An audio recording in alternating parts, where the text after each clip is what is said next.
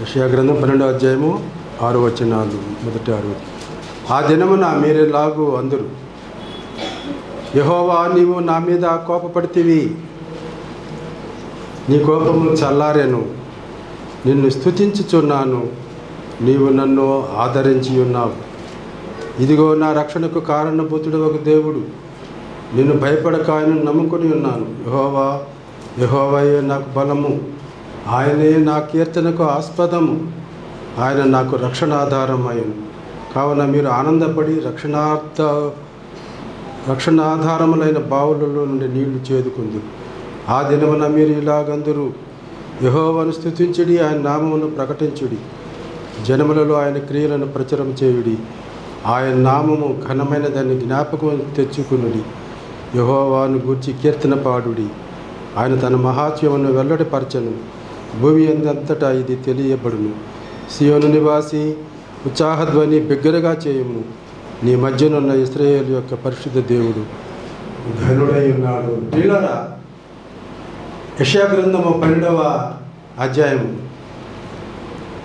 యెషయా భవిష్యత్తులో ప్రభువైన క్రీస్తు ఈ లోకానికి వచ్చి ఆయన పాలన చేసేటువంటి ఆ యొక్క దృశ్యాన్ని ఆయన అక్కడ వ్రాస్తున్నాడు. మొట్టమొదటిగా యెషయా గారు చూడండి, మొదటి అధ్యాయంలో కొంచెం భారభరితమైన సంగతులు తెలుస్తాడు, తర్వాత ఉత్సాహధ్వని చెప్తున్నాడు. చూడండి, యెషయా గ్రంథం మొదటి అధ్యాయం 2వ వచనం. యెహోవా మాట్లాడుతున్నాడు, ఆకాశమా ఆలకించుము, భూమి చెవియొగ్గుము, నేను పిల్లలను పెంచి గొప్పవారినిగా చేస్తే వారు నా మీద తిరుగుబడి ఉన్నారు. మొట్టమొదటి భాగాలలో ఇశ్రాయేలు ప్రజలు లేక లోకంలోని మానవులు దేవుని పట్ల ఏ రీతిగా అవిధేయులై వారి హృదయాలలో దూరాన్ని పెంచుకున్నారు దేవుని పట్ల, ఆ సంగతి చెప్తున్నాడు. ఆకాశంతో చెప్తున్నాడు, ఆకాశము భూమి ఆయన సృజించుకున్నటువంటి ఆయన చేతి పనులు కనుకనే, ఆకాశమా నువ్వన్నా చూడు, విను, భూమి నువ్వన్నా చెప్పు వాళ్ళకి, నేను వారిని కదా పెంచింది, వారిని నేను గొప్పగా చేయలేదా, ఏం తక్కువ చేశాను, వాళ్ళకి అన్నీ ఇచ్చానే, గాలిని, నీరుని, సూర్యుని ఉదయింప చేశానే, వర్షాలు ఇచ్చానే, ఏమన్నా తక్కువ చేశాను? ఆకాశమా, భూమి నువ్వైనా చెప్పవా మానవ కోటికి, నేను పెంచి గొప్పవారిగా చేశాను, వారు నాకు కృతజ్ఞులై లేరు కానీ నా మీద తిరుగుబడి ఉన్నారని దేవుడు చాలా బాధపడుతూ ఈ విషయాలు చెప్పాడు. అయితే అటువంటి పరిస్థితి నుంచి చూడండి, 18వ వచనం మొదటి అధ్యాయంలోని యెహోవా ఈ మాట సెలవిస్తున్నాడు, రండి మన వివాదము తీర్చుకుందాము, ఈ పాపములు రక్తము వలె ఎర్రనివైనను అవి హిమము వలె తెల్లనను. మన పాపాలని మన వివాదం తీర్చుతున్నాడు. తన కుమారుడు యేసుక్రీస్తు ఈ లోకానికి పంపి ఆయన తన చేసిన బలియాగము ద్వారా మన పాపాలకి పరిహారము చెల్లించిన ఆయన, మనము అందరూ రక్షణ పొంది తప్పిపోయినట్టు కుమారుడులాగా తప్పిపోయినాము, నిజమే. అయితే ఆ తండ్రి ప్రేమ నీకు గుర్తొచ్చి ఆ తండ్రి దగ్గరికి మరలా రమ్మని ఆ ప్రభువు కోరుతున్నాడు. ఆ వచ్చిన వారితో ఈ మాట చెప్తుంది. ఆ దినమున, బైబిల్ గ్రంథంలో చాలా దగ్గరలో ఆ దినమున అని వ్రాయబడింది. చూద్దాము. ఆ దినమున అనేటువంటి పరిస్థితి భాగాలు కొన్ని ఉన్నాయి. చూడండి, హెబ్రీ పత్రిక 10వ అధ్యాయం 25వ వచనం. హెబ్రీ పత్రిక 10వ అధ్యాయము 25వ వచనంలో ఈ మాట ఉన్నది, మనం చదువుకున్నాము. హెబ్రీ 10:25.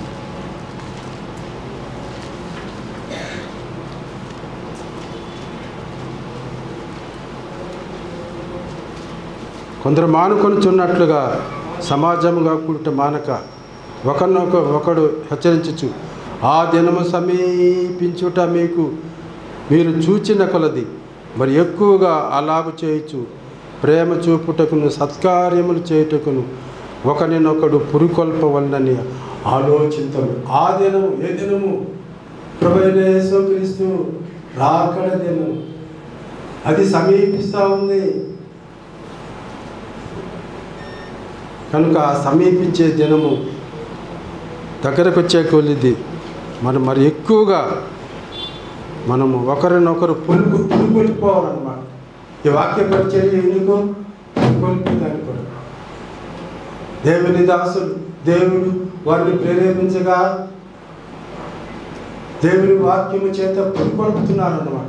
ఒక్కొక్కరు ఒక్కొక్క భాగం తీసుకుని అప్రపోయిన దేవుని సంగతులు తెలియచేస్తున్నారు. ఆ దినము సమీపించిన కొలది ఒకరోజు గడిచిపోతుందంటే ప్రభు రాకుండా దగ్గర పడినట్టే. ఒకరోజు గడిచిపోతుందంటే ఆ ప్రభు రాజ్యము దగ్గరగా ఉన్నట్టే. రాత్రి చాలా గడిచి పగలు సమీపముగా ఉన్నట్టు. ఉదయం కాదు, సాయంకాలం 6 గంటలైతే రాత్రి చాలా ఉన్నట్టు అన్నమాట. లేదు, ఉదయం 4-5 గంటలైతే ఇంకెంతసేపు ఉంది, రాత్రి అయిపోయింది, ఇంకా ఉదయం వస్తుంది అన్నమాట. కనుక అట్లాగా మనకు సమయం సమీపించినది. వచ్చుచున్నవాడు ఆలస్యం చేయక త్వరగా వస్తున్నాడు. కనుక ఆ దినము సమీపించినది. ఒకరినొకరు పులుపులుపుకోవాలా, హెచ్చరించుకోవాలా. కనుక ప్రియులారా, బైబిల్ గ్రంథంలో ఆ దినం అనేటువంటి విషయాలు చాలానే ఉన్నాయి. చూడండి ప్రియులారా, 2వ తెస్సలోనికి పత్రిక, తెస్సలోనికి రాసిన 2వ పత్రిక 2వ అధ్యాయములో ఒక మాట ఉన్నది. తెస్సలోనికి రాసిన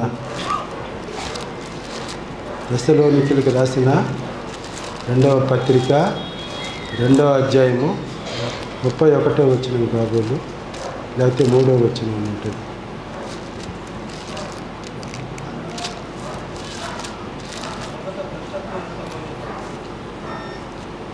3వ వచనం.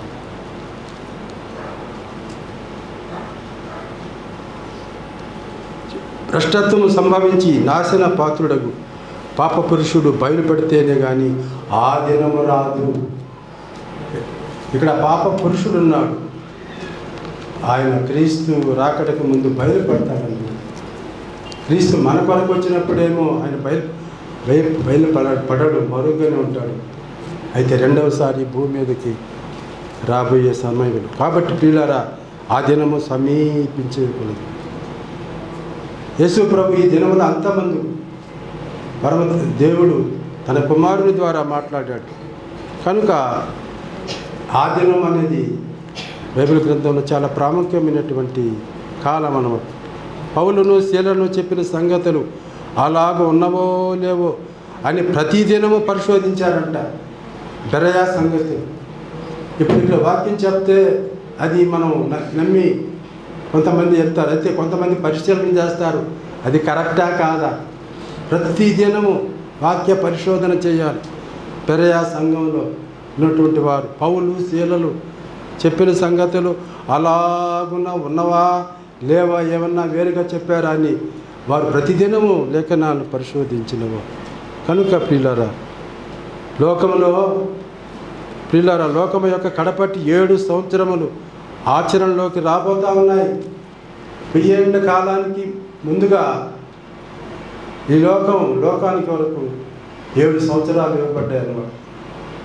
ఆ కాలము దగ్గరకు రాబోతా ఉంది.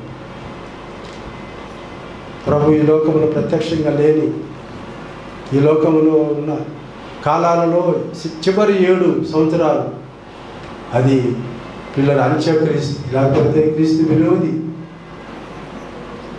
క్రీస్తు నమ్మిన బిడ్డలు పరలోకాన్ని అది మధ్యాకాశానికి ఎక్కిపోయినప్పుడు వారిని, మిగిలిన వారిని దుష్టులను దేవుని మర్చి జనులు పాతాళానికి వెళ్ళిపోతారు అన్నట్టుగా మహాశ్రమను పిల్లలు వారు అనుభవించేటువంటి కాలం చివరి, అంటే తర్వాత 1000 సంవత్సరాలు పరిపాలన చేస్తాడు. దానికి ముందుగా 7 ఏళ్ళు అవి దగ్గర పడతా ఉన్నాయి. అందుకొరకే ప్రభు చెప్పినట్టుగా యుద్ధములను గురించి, యుద్ధ సమాచారాల గురించి మీరు వింటారన్నాడు. అక్కడక్కడ కరువులు వస్తాయి, భూకంపాలు వస్తాయి, ఒకరికొకరు ప్రేమ చల్లారిపోతూ ఉంది. కనుక అటువంటి దినములు దగ్గర పడతా ఉన్నాయి, వస్తూ ఉన్నాయి. కనుక ఆ దినమున మీరు ఇలాగందురు.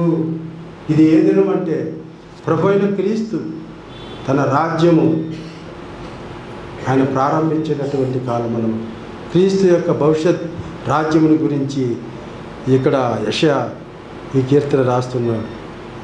కనుక యేసు ప్రభు ఈ లోకానికి తిరిగి రాబోతున్నాడు. ఆ దినమున మీరు ఇలాగందరు, యెహోవా నీవు నా మీద కోపపడితివి, ఇశ్రాయేలు ప్రజల మీద లేక సర్వమానవ కోటి మీద. దేవుడు కోపపడుతున్నాడు. దేవుడు కోపపడతాడా? లేదు. దేవుడు ప్రేమస్వరూపి. దేవుడు ఎవరో? దేవుడు ప్రేమస్వరూపి. అయితే అటువంటి దేవుడికి నీవు నేను కోపం తెప్పించావు అన్నమాట. పిల్లరా చూడండి, దేవుడు తానే మనల్ని ప్రేమించాడు. మొదట మనం ప్రేమించాము దేవుడిని? లేదు, దేవుడే మనల్ని ప్రేమించాడు. దేవుడు ఆయనే మనల్ని మొదట ప్రేమించి తర్వాత తన రక్షణ కొరకు ఆయన తన కుమారుని ఈ లోకానికి పంపాడు. ఇందులో ప్రేమ ఉన్నది. ప్రేమ ఎక్కువగా ఇది గాలిని, ఈ వర్షాన్ని, ఈ నీటిని ఇచ్చితే అదే ప్రేమ అనుకుంటున్నాం. కాదు, ప్రభువైనటువంటి క్రీస్తుని తన సొంత కుమారుడు, సమస్తమునకు వారసుడు అయినటువంటి తన కుమారుని ఈ లోకానికి మన రక్షణ కొరకు పంపించాడు. మనం చూడటానికి పంపించాడు. మనందరికీ గొప్ప రక్షణ సంపాదించడానికి పంపించాడు. కనుక యేసు అంటే తన ప్రజలను వారి పాపముల నుండి ఆయనే రక్షించాడు. ఆ రక్షణ క్రీస్తున్న ఈ నామములనే మనం రక్షణ పొందాలి. కానీ మనుషులలో ఇయ్యబడిన ఏ నామమున రక్షణ లేదు. కనుక ఆ ప్రభుని పంపించాడు. ఇందులో ప్రేమ ఉన్నది. కనుక పిల్లారా మనము ఒకరినొకడు ప్రేమింతము, ఏలయనగా ప్రేమ దేవుని మూలముగా కలుగుచున్నది. 8వ వచనంలో దేవుడు ప్రేమస్వరూపి, ప్రేమ లేనివాడు దేవుని ఎరుగడు అంటూ దేవుడు మనం ప్రేమించామని కాదు, దేవుడే మనల్ని ప్రేమించాడు. ఆయన ప్రేమస్వరూపి. కనుకని ఇక్కడ యెహోవా నీవు నా మీద కోపపడితివి. ప్రేమించే దేవుడు ఎందుకు కోపపడుతున్నాడు? ఇశ్రాయేలు ప్రజల మీదనే కోపడుతున్నాడా? కోపడుతున్నాడు. ఇశ్రాయేలు ప్రజలకు జరిగినటువంటి ఆ కష్టకాలము, జరిగిన కష్టాలు ఎవరికి ఈ లోకంలో జరగలేదు ఇప్పటికి. కనుకనే పిల్లరా ఫిలిస్తీయులు చేత ఓడింపబడుతున్న సమయంలో ఫీనెహాసు భార్య అంటే ఏలియా కోడలు ఒక బిడ్డను కన్నది, గర్భవతి. ఆ కుమారునికి ఈకాబోదు అని పేరు పెడతా ఉన్నారు. ఎందుకు? ప్రభావము ఇశ్రాయేలులో నుంచి వెళ్ళిపోయిందంట. దేవుడు వాళ్ళ దగ్గర లేడు. 2000 సంవత్సరాల నుంచి వారు కోరుకున్న రీతికి వారు బ్రతకలేదు. అందుకనే దేవుడు వారి నుంచి వెళ్ళిపోయాడు అన్నమాట. ప్రభావం వెళ్ళిపోయింది. అందుకని వారికి ఏకాబోదు అని పేరు పెట్టారు. దేవుడు లేడు వాళ్ళ దగ్గర. అందుకొరకే ఎన్ని కష్టాలు, అందుకొరకే అన్ని బాధలు, అందుకొరకే అన్ని శ్రమలు ఎదుర్కొంటున్నారు. వారు ఒక ప్రపంచ పటంలోనే లేకుండా చేస్తామంటున్నారు కొంతమంది. వాళ్ళు 1948 సంవత్సరం మే నెల 14వ తారీఖున వారు ఒక దేశముగా ఏర్పడి అక్కడక్కడ చెదిరారు. ఇంచుమించుగా 1 కోటి మంది వచ్చి అక్కడ రాజ్యాన్ని ప్రారంభించుకొని వర్ధిల్లుతూ ఉంటే చూడలేకున్నారు ఈ లోకంలో ఉన్న ప్రజలు. వాళ్ళు ఎలాగైనా ఎంతోమంది చెప్పారు లేకుండా చేసేదని. హామాను చెప్పలేదా? ఆ వంశాన్ని తీసేస్తా, వాడే వెళ్ళిపోయాడు. ఇంకా చాలామంది పేర్లు వెళ్ళిపోలేదు. దేవుడి ప్రజలను తీసేస్తా ఉన్నవాళ్ళు వాళ్ళే తీసివేయబడ్డారు. ప్రభావము వారిలో నుంచి వెళ్ళిపోయింది. వారి అతిక్రమం బట్టి వారు ప్రభుని సరిగా ప్రేమించలేదు. ఆయన 10 ఆజ్ఞలు వారు ఉన్నట్టుగా వారు పాటించలేదు. పిల్లరా మాట వినుట శ్రేష్టము, దేవుని మాట వినలేదు. పొట్టేలకు అర్పించుడి కంటే మాట వింటు దేవుని మాటలు వినడం, పరిశుద్ధ గ్రంథములో రాయబడిన వాక్యము విని దాని ప్రకారం నడుచుకోవటం మనకు మేలు అన్నమాట. అలా లేరు. అయితే అటువంటి ప్రజలకు ఆయన ఇమ్మానుయేలుగా 2000 సంవత్సరాల క్రితం ఇదిగో కన్యక గర్భవతి కుమారుని కనును. ఆయనకి ఇమ్మానుయేలు అని పేరు. యేసు ప్రభు ఈ లోకానికి తన ప్రజలైన ఇశ్రాయేలును, తర్వాత తన నమ్ముకునేటువంటి అనేకులను రక్షించడానికి, వారికి తోడుగా ఉండటానికి, వారిని ఆశీర్వదించడానికి, వారి కష్టాల నుంచి వారిని ఆయన సుఖంలోకి నడిపించడానికి, వారికి అన్నిటిని తుడవడానికి ప్రభువైన క్రీస్తు వచ్చాడు. అందుకొరకే యెహోవా నీవు నా మీద కోపపడతాడు దేవుడు. తల్లిదండ్రులు కోపడరా? ఎప్పుడు ప్రేమిస్తానే ఉంటారా? అదే నా వాళ్ళ బాధ్యత. ఎప్పుడు ప్రేమిస్తే నువ్వేమైపోతావు, నేనేమైపోతాను? ఒకసారి బెత్తం వాడాల అని ప్రేమించే కుమారునికి ఒకసారి నువ్వు తండ్రి అయినప్పుడు బెత్తం వాడాలి. వాడు అన్నీ మంచిగా చేస్తాడా? అన్నీ నువ్వు చెప్పినట్టే చేస్తాడు. కొన్ని వాడు స్వతహాగా చెప్పనివి కూడా చేస్తాడు, మంచివి కూడా చెడ్డవి కూడా చేస్తాడు. అప్పుడు బెత్తం వాడు. అట్లాగే దేవుడు కూడా తాను ఎన్నో చెప్పాడు, అవన్నీ చేయలేదు. పైగా ఆయనకు కోపం పుట్టాడు. అందుకొరకే ఆయన కోపము నిమిషం మాత్రమే, ఆయన దయ ఆయుష్కాలం అంతా ఉంటుంది. దేవుడు కోపపడతాడు, కానీ ఆ కోపము నిమిషం మాత్రమే. ఆయన ఎప్పుడు కోపడ్డాడు చూడండి. యేసు ప్రభు దేవాలయంలో రోకలు మారుతున్నారు. దేవాలయం అది దేవుని ఆలయము, పరిశుద్ధ ఆలయము, సొలొమోను కట్టించిన గొప్ప దేవాలయంలో వారు రోకలు మారుతూ వ్యాపార పిల్లుగా మార్చేస్తారు. అప్పుడు ఆయన కొరడా తీసుకొని వారిని బయటికి పారదోలేరు. నా తండ్రి ఇంటిని వ్యాపారపు ఇల్లుగా మారుస్తారా? ఓ పరిశీలారా, శాస్త్రులారా, ఇది ధర్మమా? ఇది దేవుని ఇల్లు కదా, ఇక్కడ దేవుడు ఆరాధించబడుతున్నాడు కదా, ఇక్కడ దేవుని వాక్యము మీ మధ్యకు వస్తూ ఉంది కదా, ప్రకటిస్తున్నారు కదా, అటువంటి మంచి దేవాలయాన్ని మీరు వ్యాపారపు ఇల్లుగా మారుస్తున్నారా? ఇది ఎక్కడ ధర్మము అని కోపపడి కొరడా తీసుకొని వారిని పారద్రోలాడు. అంతేకాకుండా చిన్నపిల్లలను వస్తూ ఉంటే శిష్యులు ఆటంకపరిచారు. అప్పుడు కోపపడ్డాడు. వారిని నా ఎందుకు రానియండి, ఇలాంటి వారిదే పరలోక రాజ్యం. ఏం పెద్ద గొప్ప అనుభవం ఉన్నదా? అటువంటి మనుషులది కాదు. చిన్న పిల్లల వల్లే చిన్నపిల్లలు చెప్పింది నింపేస్తారు. వారికి ఏమైనా చెప్పు, అలా నమ్మాలన్నమాట. దేవుని మాటలు ఉన్నది ఉన్నట్టుగా నమ్మాలి. ఇది నిజమా అని మనము అనుమానపడకూడదు. కనుక చిన్నపిల్లలు వస్తూ ఉంటే శిష్యులు ఆటంకపరిచారు. అప్పుడు కోపడతారు. తర్వాత ఊచగల కాలు చేతులు కలిగిన వాడిని స్వస్థపరిచే సమయంలో కూడా దేవుడు ఈ వీళ్ళ విషయంలో కోపడ్డాడు. చివరి దినాలలో చూడండి, మత్తయి సువార్త 21వ అధ్యాయము 12వ వచనం. దేవుడు ఎల్లప్పుడూ ప్రేమించేవాడే. అయితే ఆయన ఒక్కొక్కసారి మన అవిశ్వాసాన్ని బట్టి, మనం యొక్క సరి అయిన లేని పరిస్థితిని బట్టి కోపపడాల్సి వస్తుందన్నమాట. కనుక ఆయన ప్రేమించే దేవుడు. అయితే అప్పుడప్పుడు చూడండి 12వ వచనం 21:12. యేసు దేవాలయంలో ప్రవేశించి క్రయ విక్రయములు చేయ వారిని వెళ్ళగొట్టి రోకలు మార్చువారి బల్లలను గువ్వలను వారి పీఠములను పడద్రోసి నా మందిరము ప్రార్థనా మందిరం అనబడను అని వ్రాయబడి ఉన్నది. అయితే మీరు దానిని దొంగల గుహలుగా చేశారు. గుడ్డివారికి త్రవ చూపగలరా? మీరు గుడ్డివారై ఉన్నారు. దేవాలయానికి వచ్చేవి మీరు కన్నులు కలిగిన వారుగా ఉండాలి, కానీ దేవుడు చెప్పేటువంటి ఆ సత్యాలు ఎరగకుండా ఉన్నారని దేవుడు కోపడ్డాడు. అందుకొరకే ఇక్కడ ఆ దినమున మీరు ఇలాగందరూ ఒక దివ్యమైన సంగతితో నా హృదయం ఉప్పొంగుచున్నది అన్నట్టుగా ఆ దినమున ఒక మంచి సమాచారం వారికి ఇవ్వబడుతుంది. యేసు ప్రభు వారి మధ్యకి రాబోతూ ఉన్నాడు. ఇక్కడ చూడండి, నీవు నా మీద కోపపడు, నీ కోపము చల్లారెను. దేవుడు ప్రేమిస్తాడు, కోపడతాడు. అయితే ఆ కోపము చల్లారే దినాలు కూడా రాబోతూ ఉన్నాయి. అందుకు వారు నేను నిన్ను స్తుతించుచున్నాను, నీవు నన్ను ఆదరించి ఉన్నావు. దేవుడు ప్రేమించేవాడు, ఆదరించేవాడు. దేవుడు మనలను కాపాడేవాడు.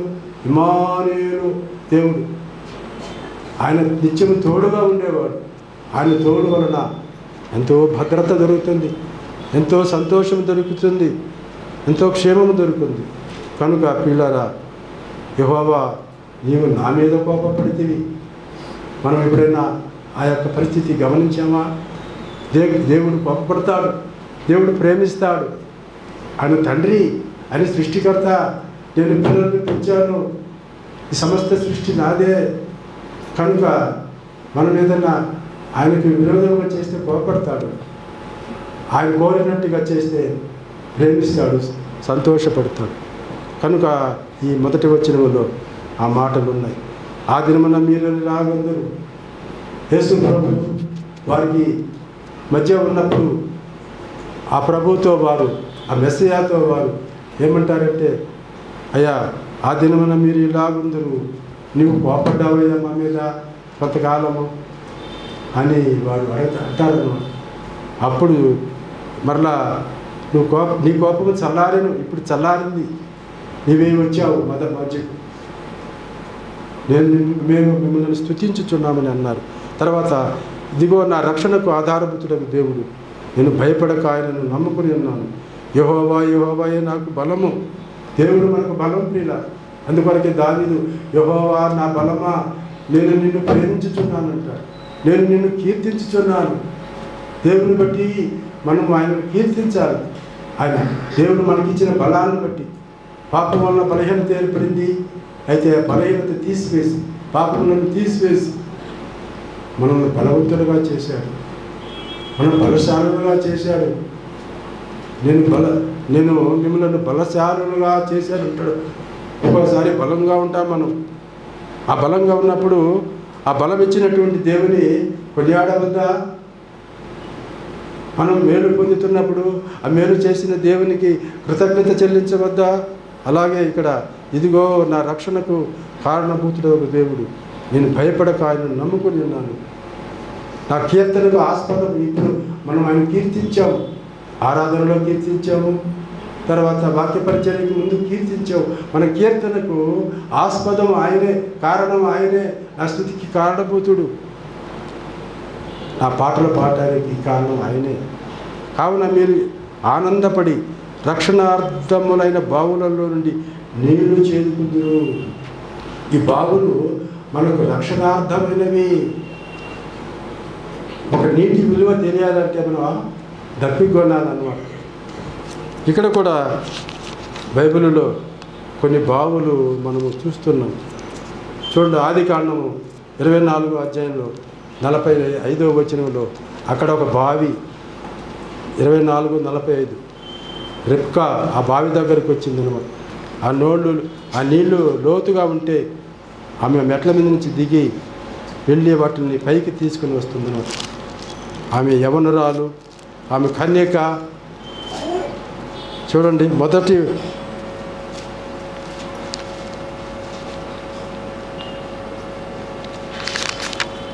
24:45 ఇది చాలా ప్రాముఖ్యమైన అధ్యాయము బైబిల్ గ్రంథంలో. చూడండి, మరియు ఆమె మా యొద్ద చాలా గడ్డి మేతయు రాత్రి బస చేయుటకు స్థలం ఉన్నదని అనగా, అప్పుడు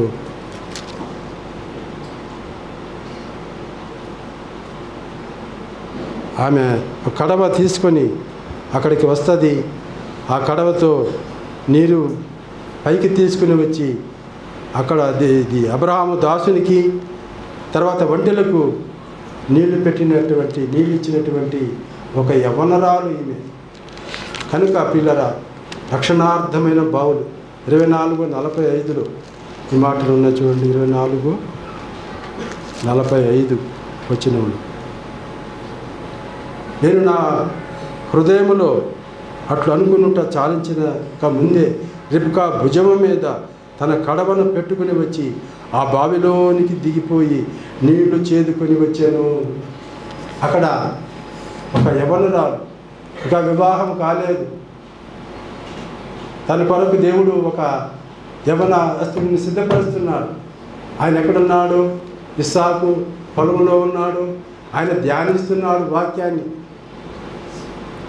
రెబ్కా కష్టపడి నీళ్లు, తన ఇంటి వారికి నీళ్లు తీసుకుని వెళ్ళటానికి బావిలోకి దిగింది.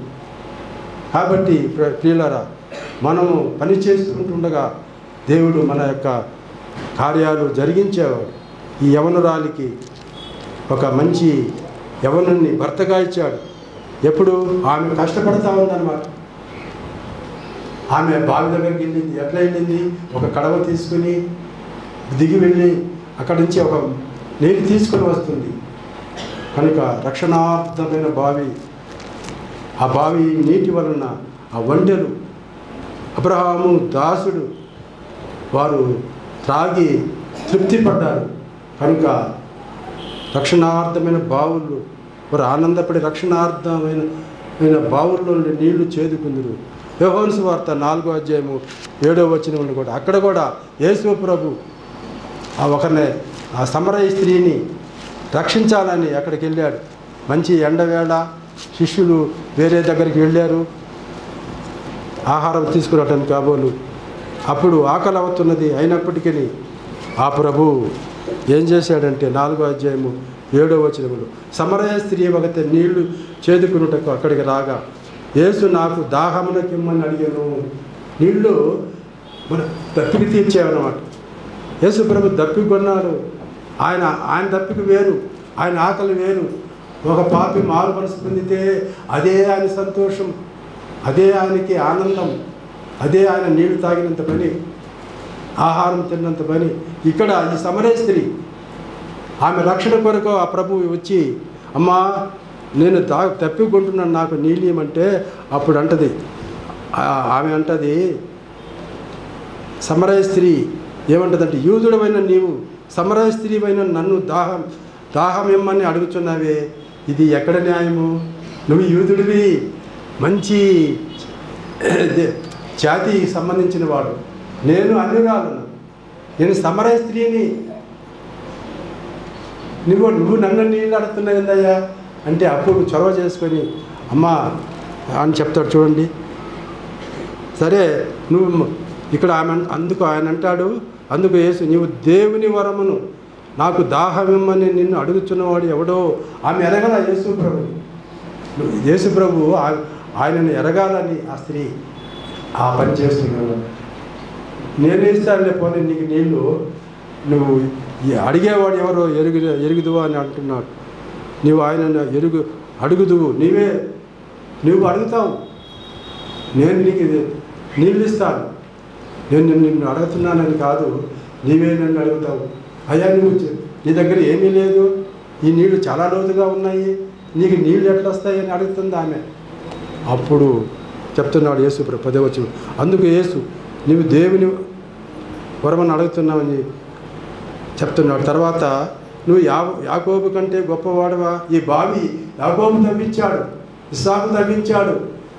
అటువంటి వారు తవ్వించిన ఈ బావిలో ఉన్న లోతైన నీళ్లు నీకు ఎలా పైకి వస్తాయి, ఎలా నాకిస్తావు అని అంటే అప్పుడు చెప్తున్నాడు ప్రభు, నేనిచ్చు నీళ్లు 14వ వచనం, తాగువాడు ఎప్పుడును దప్పికొనడు, నేను వానికిచ్చు నీళ్లు నిత్య జీవమునకై వానిలో ఊరడి నీటి బుగ్గగా ఉండునని ఆమెతో చెప్పాను. అమ్మా, నేను ఇచ్చే నీళ్లు, నీవు ఇచ్చే ఒకవేళ బావిలో నీళ్లు తాగితే మళ్ళా తప్పి వేస్తుంది. అయితే నేను ఇచ్చే నీళ్లు ఉన్నాయే అవి జీవ జలముల వంటివి, అవి త్రాగితే ఒకసారి తాగితే అది సంతృప్తిగా ఉంటాయి, అది పుష్టిని బలాన్ని తృప్తిని ఇస్తాయి అని చెప్తున్నాడు ప్రభు. ఒక సంభాషణ జరిగింది. అప్పుడు అంటది, అయ్యా నువ్వు యాకోబు కంటే గొప్పవాడువా అంటదన్నమాట. కాబట్టి ప్రియులారా, యేసు ప్రభు ఆయన దావీదు కంటే, లేకపోతే యోనా కంటే, లేకపోతే ఆయన సొలొమోను కంటే లేదు, యాకోబు కంటే ఆయన గొప్పవాడు. వారు తవ్విందే బావులే, కేవలం మానవులు తప్పికి తీర్చుకునే బావులే, కానీ యేసు ప్రభు ఇచ్చే నీళ్లు అవి జీవ జలములు. మన హృదయంలో అది ఉడికెళ్ళి నీటి బుగ్గల వలె ఉంటాయి అన్నమాట. ఆయన ఇచ్చే నీళ్లు కనబడటం లేదు, కానీ అవి అంటే ఆయన మాటలే, దేవుని మాటలు నీటి బుగ్గల కంటే శ్రేష్టమైనవి.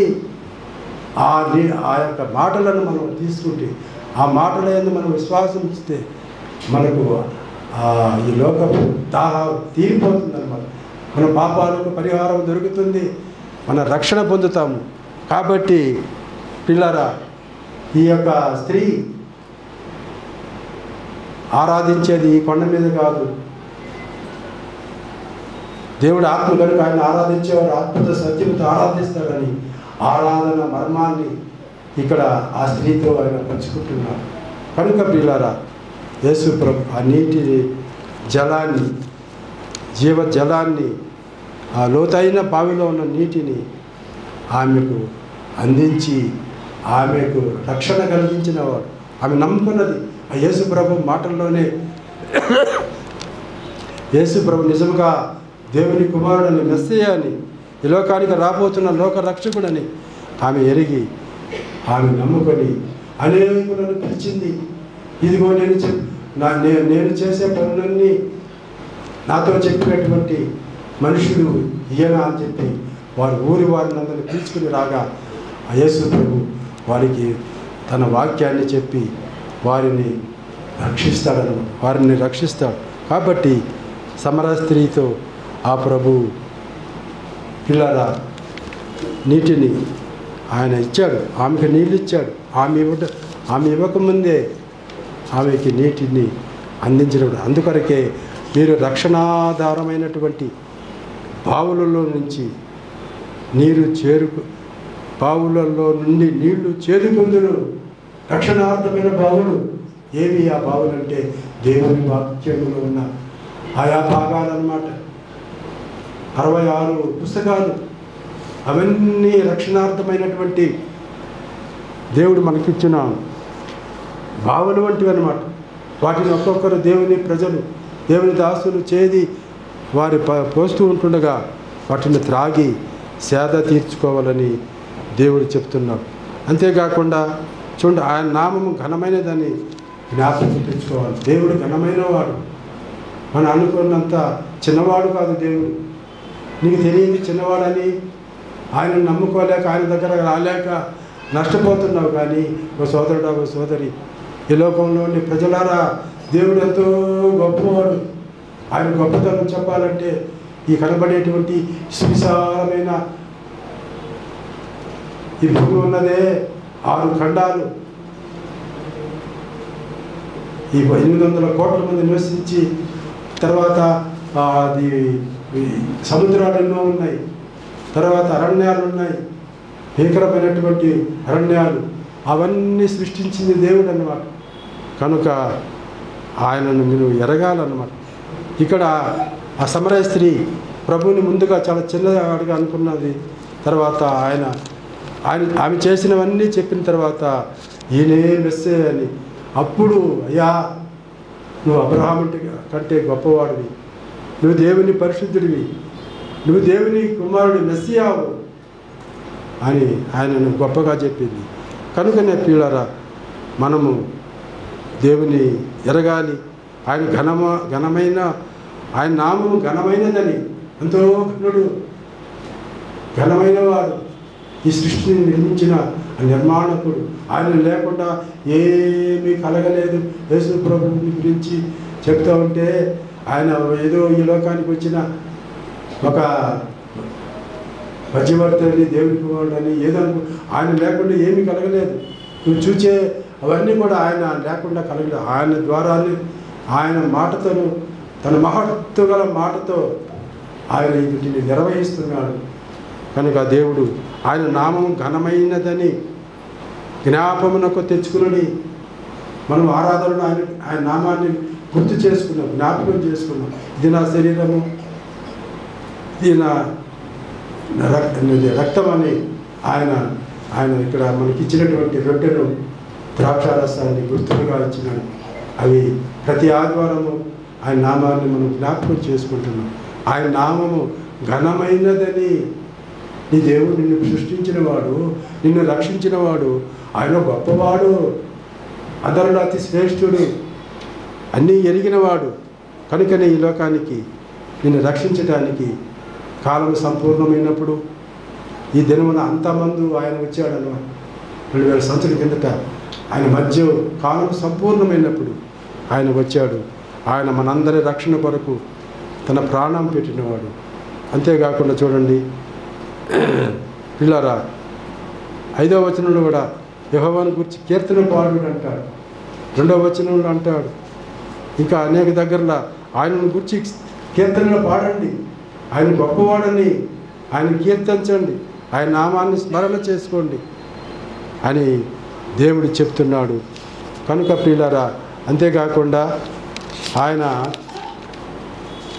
ఈ లోకానికి రాబోతా ఉన్నాడు అని మనము గుర్తు చేసుకోవాలా. ఇది మెస్సియాను గూర్చిన కీర్తన. ఇక్కడ యెషయా రాస్తున్నాడు. ఆయన ఆ దినమున అనేటువంటి విషయాలు యెషయా గ్రంథంలోనే ఇంకా బైబిల్లో చాలా ఉన్నాయి పిల్లారా. ఆ దినమున మీరు ఇలాగందరు, నీవు నా మీద కోపపడితివి, అయితే నాయన నీ కోపము చల్లారేను. దేవుడు మన మీద కోపపడతాడు మనం తప్పు చేసినప్పుడు. అయితే ఆయన కోపము నిమిషం మాత్రము, ఆ తర్వాత ఆయన మనల్ని ప్రేమిస్తాడు. అందుకు దేవుణ్ణి మనము స్తుతించబద్ధులమై ఉన్నాం. అంతేకాకుండా ఆయన రక్షణార్థమైన బావులలో నుంచి తాను సృష్టించినటువంటి దేవుడు, ఆయన సృష్టికర్త, ఆయన మనకు రక్షణ ఇచ్చేవాడు. ఆ రక్షణార్థమైన బావుల్లో నుంచి నీటిని మనకు తాగించేవాడు. ఆయన ఇచ్చే నీళ్లు తాగితే ఎప్పటికీ దప్పిక కాదన్నమాట. అది జీవజలమైన నీరు. ఆ నీటిలో జీవం ఉన్నది, ఆ నీటిలో ఆశీర్వాదం ఉన్నది. మన దప్పిక తీరుస్తుంది, మన పాప దప్పిక. మనము ఈ లోకంలో అనుభవించే ఈ పరిస్థితులన్నీ వాటిలో సంతృప్తి దొరుకుతుంది, మనకు రక్షణ దొరికి ఆయన పిల్లలం అవుతాము. కాబట్టి రక్షణార్థమైన బావుల్లో నుంచి నీళ్లు చేదుకొందురు అంటాడు. అంతేకాకుండా 6వ వచనం చూడండి, సియోను నివాసి ఉత్సాహధ్వని బిగ్గరగా చేయము, నీ మధ్యనున్న ఇశ్రాయేలు యొక్క పరిశుద్ధ దేవుడు గనుడై ఉన్నాడు, మన మధ్యలో ఉంటాడు. ఆయన ఎక్కడ 2-3 కూడి ఆయన నామమున ప్రార్థన చేస్తారు, వారి మధ్యలో ఉండేవాడు అన్నమాట. ఆయన ఇప్పుడు మన మధ్యలో ఉన్నాడు, సంఘం మధ్యలో సంచరిస్తున్నాడు, శిష్యుల మధ్యలో ఉన్నాడు. ఆయన ఈ లోకంలో ఉన్నప్పుడు ఇప్పుడు సంఘాల మధ్యలో ఉన్నాడు, లేక ప్రార్థన చేసే 2-3 మధ్యలో ఉన్నాడు. ఆయన మన మధ్యలో ఉంటే ఎన్నో మేలులు మనకు దొరుకుతాయి, ఎన్నో ఆశీర్వాదాలు మనకు దొరుకుతాయి. ఆయన మన మధ్యలో, మన హృదయంలో, మన ఇంటిలో చక్కయ్య నేడు నేను నీ ఇంట ఉండవలసి ఉన్నది. దేవుడు ఉన్న ఇల్లుగా మన ఇల్లు ఉన్నదా? దేవుని కలిగిన హృదయముగా నీ హృదయం ఉన్నదా? లేకపోతే ఇప్పుడే ఈ దినం అందే, ఇది రక్షణ దినం, ఇది మిక్కిలి అనుకూలమైన సమయం. కనుక నమ్మనవారు నమ్మండి, నమ్మిన వారు సంతోషించండి. ఆ దినము సమీపిస్తూ ఉంది. మన ప్రభు అయినటువంటి యేసు ప్రభు మధ్యాకాశానికి రాబోయే కాలము సమీపిస్తూ ఉంది. ఇశ్రాయేలు ప్రజలు యుద్ధంలో ఉన్నారు, వారు చాలా కష్టాలు పడుతున్నారు. వారి మెస్సయా వచ్చి వారిని రక్షించాలని, వారిని కాపాడాలని, వారికి మంచి రాజ్యము వారికి ఇవ్వాలని కోరుకుంటున్నారు. ఆ దినము కొరకు, ఏ దినమో ఆ దినము కనుక ఆ దినాన్ని కొరకు వారు ఎదురు చూస్తున్నారు. మనం కూడా ప్రియులారా, యేసు ప్రభు ఈ లోకానికి వచ్చేటువంటి ఆ దినము కొరకు ఇశ్రాయేలు ప్రజలు ఎదురు చూస్తున్నారు. మనమైతే మనల్ని మధ్యాకాశానికి తీసుకుపోయేటువంటి ఆ దినము కొరకు మనము ఆతృతతో ఎదురు చూడాలి పిల్లలు. వారు యేసు ప్రభు ఈ లోకంలో నుంచి పైకెళ్ళి ఆరోహణమయ్యే సమయంలో మహిమ శరీరంతో ఆరోహణమవుతుంటే గలిలయ మనుషులు ఎదురు చూస్తున్నారు. గలిలయ మనుషులారా, మీరెందుకు దేవదూతలు చెప్తున్నారు అన్నమాట, మీరు చూస్తున్నారు? ఈ మధ్య నుంచి ఏ రీతిగా ఆయన పరలోకానికి ఆరోహణమయ్యాడో అదే రీతిగా రాబోతూ ఉన్నారు. ఆ దినము కొరకు మనము ఎదురు చూడాలి. అందుకొరకే యెషయా, ఒకప్పుడు బాధపడిన యెషయా ఇప్పుడు ఆయన ఆ దినమున మీరు ఇలాగందరూ ఒక దినం రాబోతూ ఉంది. ఇశ్రాయేలు ప్రజలు, అయ్యా మా మీద కోపడ్డావు, అయితే నీ కోపము చల్లారిందయ్యా, నువ్వు దిగే వచ్చావు, మా మధ్య ఉన్నావు, మాకు రక్షణ ఇవ్వబోతున్నావు. యుద్ధంలో ఓడిపోయే సమయంలో ప్రభువైన క్రీస్తు వచ్చి వారిని గెలిపిస్తాడు పిల్లలు.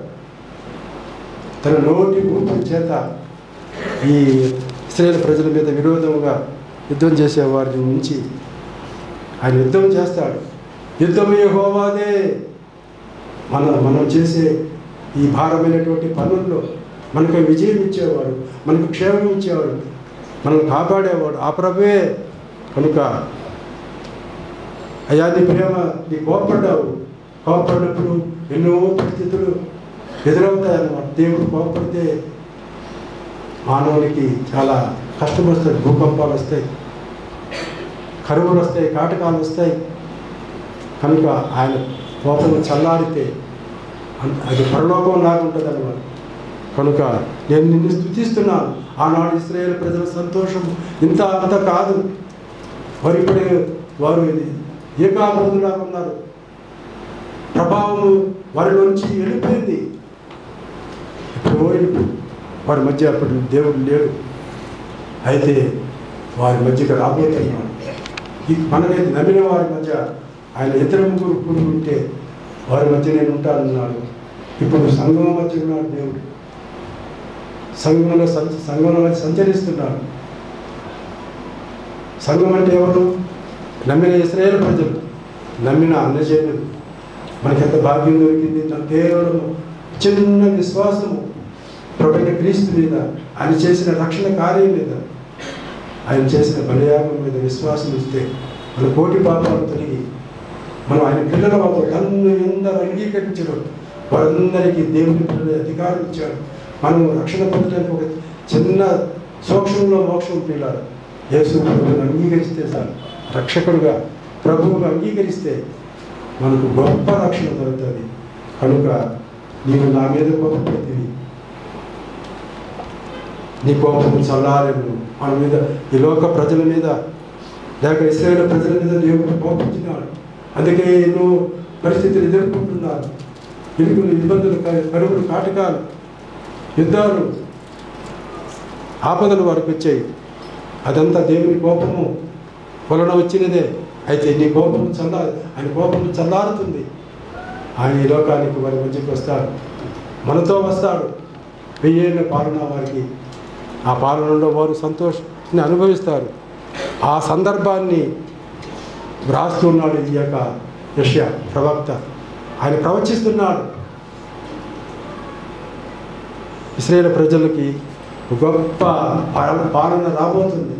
అది ఒక సంవత్సరం 7 సంవత్సరాల పాలన కాదు, 1000 సంవత్సరములు ఆనాటి మానవ కోటిని ఆయన ప్రభువుగా ఉండి పాలన చేయబోయేటి కాలం. ఆ పాలనలో ఒక చిన్న బిడ్డ అది నాగుపాము పుట్టదగిపోయి ఆడుకుంటుందంట. ఈ గొర్రె పులి 2 సింహము 2 ఒక దగ్గర గడ్డి వేస్తాయి. ఇప్పుడైతే ఒకదానికి ఒకటే గొర్రె కనపడితే చాలు, సింహము దానిని మింగివేస్తుంది, దాన్ని ఆహారంగా తీసుకుంటుంది. యేసు ప్రభు 1000 ఏళ్ళ పాలనలో సింహము గొర్రె పిల్ల 2 జస్ట్ ఫ్రెండ్స్ లాగా పోయి గడ్డి వేయాల్సిందే. 2 సింహం ఎప్పుడైనా గడ్డి వేసినట్టు చూసావా? చూడబోతున్నావు. ఆ దివ్యమైనటువంటి దినం కొరకు నువ్వు ఎదురు చూడాలని, నువ్వు నమ్ముకోవాలని, రక్షణ పొందాలని కోరుకుంటూ నేను ముగిస్తున్నాను. పిల్లరా, ఆ దివ్యమైనటువంటి సమయం రాబోతూ ఉంది. ఆయన ఘనుడుగా మన మధ్య ఉండబోతున్నాడు. నీ మధ్యనున్న ఇశ్రాయేలు యొక్క పరిశుద్ధ దేవుడు ఘనుడై ఉన్నాడు. ఆ ఘనతను, ఆ మహిమను, ఆ ప్రభావాన్ని ఆయన వస్త్రముల మీద ఆయన వ్రాయబడి ఉంటాడంట. ఆయన దివ్య సుందర రూపాలను మనం చూడబోతున్నాం. మనం కూడా ఆయన పోలి ఉంటాము. కనుక మంచి సమయం కొరకు ఎదురు చూస్తుంది. ఇశ్రాయేలు ప్రజలు ఎదురు చూస్తున్నారు. మనం కూడా సంఘంలో కూడా ఎదురు చూసి ఇంకా నమ్మన రక్షణ పొంది సంఘంలో చేర్చబడారు పిల్లలు తండ్రులు కావాలని కోరుకుంటూ నేను ముగిస్తున్నాను. ప్రభువు దేవుడు తన మాటలను మన అందరి కొరకు దీవించును గాక.